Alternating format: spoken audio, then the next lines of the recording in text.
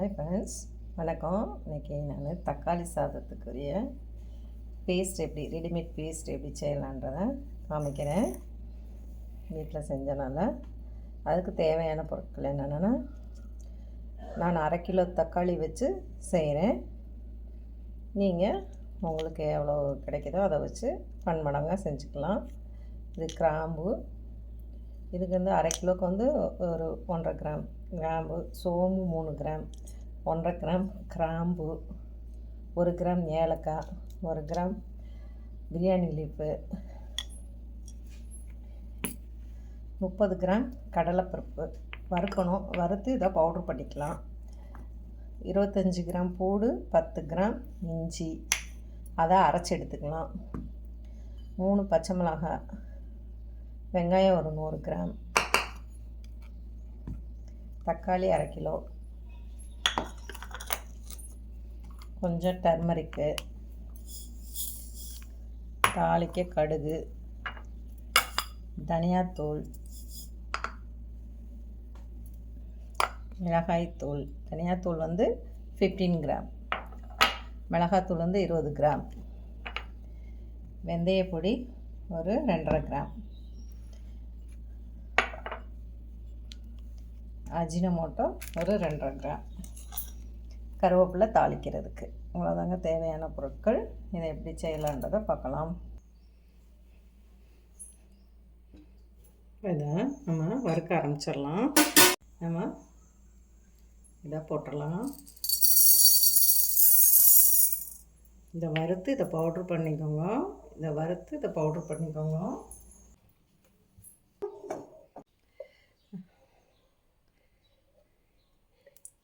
இது 80 ml விடுறேன். 160, 190 to 200 வரைக்கும் விட்டுக்கலாம். நான் 190 விட்டுருக்கேன். சூடாகட்டும்.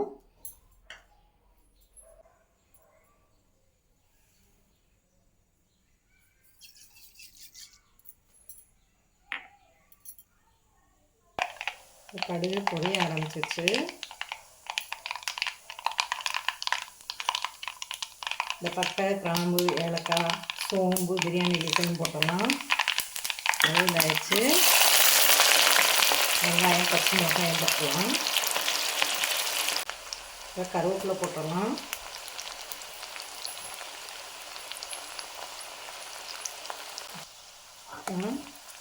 இதோட இஞ்சி பூண்டு பேஸ்ட்டையும் போட்டுடலாம்.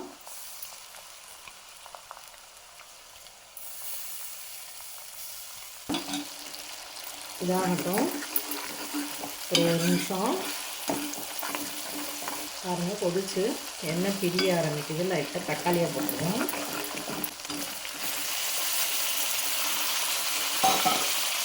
தக்காளியோட உப்பையும் சேர்த்து போட்டு கிளறிடுவோம். ஏன்னா தக்காளி நல்லா மசிஞ்சு வேக ஆரம்பிக்கும். இதோட ஒரு 55 கிராம் உப்பு சேர்த்துடலாம். ஏன்னா இது நம்ம தொட்டு சாப்பிட்றது இல்லைங்க, சாதத்தில் போட்டு பெரட்டி சாப்பிட்றதுனால நம்ம சாதத்துக்கு உப்பு போட மாட்டோம். அதனால் 55 கிராம் உப்பு.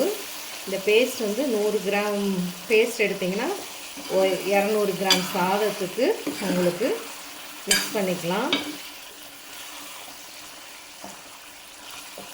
பிள்ளைங்க ஹாஸ்டலில் இருக்காங்க, இல்லை வெளியில் இடத்துல வேலைக்கு போகிறாங்க அப்படின்னாங்கன்னா உங்கள் பிள்ளைங்களுக்கு இப்படி ஒரு சில சாத பேஸ்ட்டு, தொக்கு, ஊறுகாய் இதெல்லாம் நீங்கள் சிம்பிளாக செய்யலாம். வீட்டிலே நம்ம கெட்டு போகாமல் இருக்கணும்னா அதுக்கும் ஒரு இதை சொல்லியிருக்கேன்.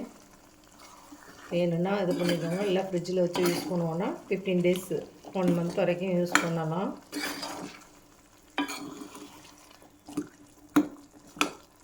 கிராம் பெங்களூர் டொமேட்டோவும் நம்ம நாட்டு தக்காளி கஞ்சி டொமேட்டோவும் 250 கிராம் போட்டிருக்கேன். 500 கிராம் தங்க விடணும். இப்போ இதில் மஞ்சத்தூள், வெந்தயத்தூள்,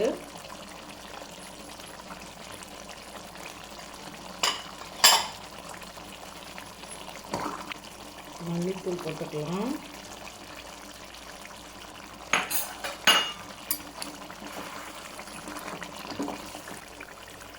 கொஞ்சோன்னு கொத்தமல்லி தலையும் நம்ம வெட்டி போட்டுக்கலாம்.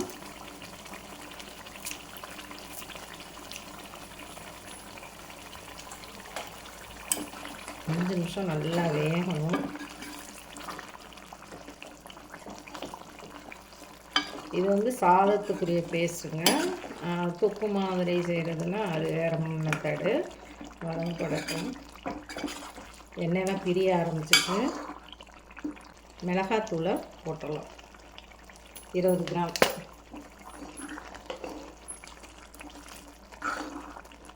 பொடியும் போட்டுடலாம். கடலைப்பருப்பு அரைச்சி வச்சோம் இல்லையா, அதையும் போட்டு என்னங்க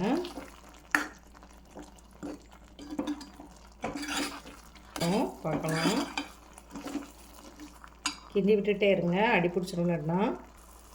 இதில் நம்ம அஜினமோட்டோ வந்து 1/4 டீஸ்பூன் போட்டுக்கலாம். அதாவது ஒரு 2.5 கிராம் அளவுக்கு போட்டுக்கோங்க. ஆனால் நான் கொஞ்சம் எனக்கு குறைச்சி போட்டுக்கிட்டேன். எண்ணெய் பிரிஞ்சு மேலே வர்ற வரைக்கும் வதக்கி எடுக்கணும். இப்போ தான் லேசாக வருது. நல்லா எண்ணெய் பிரியணும். நான் கொஞ்சமாக செய்கிறனால சின்ன கடாய் எடுத்து பண்ணியிருக்கேன். நீங்கள் நல்லா பெரிய கடாயில் கையில் தெரிக்காமல் கொதிக்கும் போது கையில் பற்றக்கூடாதுங்க, ஜாக்கிரதையாக செய்யுங்க. இப்போ தக்காளி விலை நமக்கு கம்மியாக வைக்கும்போது நீங்கள் இப்படி செஞ்சு வச்சுக்கலாம். இல்லை தக்காளியை நறுக்கி சன்ட்ரை பண்ணி வச்சுக்கலாம். அதை பவுடர் பண்ணி சூப் மிக்ஸாக நம்ம யூஸ் பண்ணிக்கலாம்.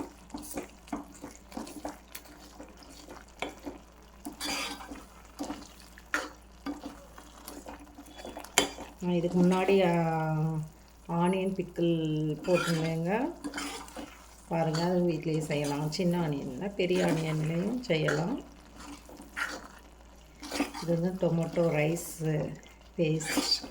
இன்ஸ்டண்ட்டாக உங்களுக்கு வேணும் அப்படின்னா வீட்டில் செஞ்சு வச்சுக்கிட்டிங்கன்னா, நீங்கள் இப்போ வெளியூர் போகிறீங்க, அது கூட நீங்கள் சாப்பாட்டுக்கு இதை பரட்டி நம்ம போகும்போது எடுத்துக்கலாம். நீங்கள் செஞ்சு வச்சுருந்தீங்கன்னா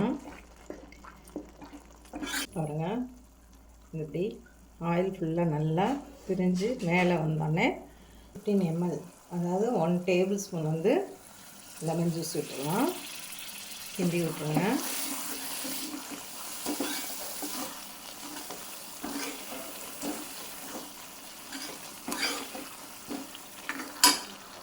இதாகிடுச்சுங்க.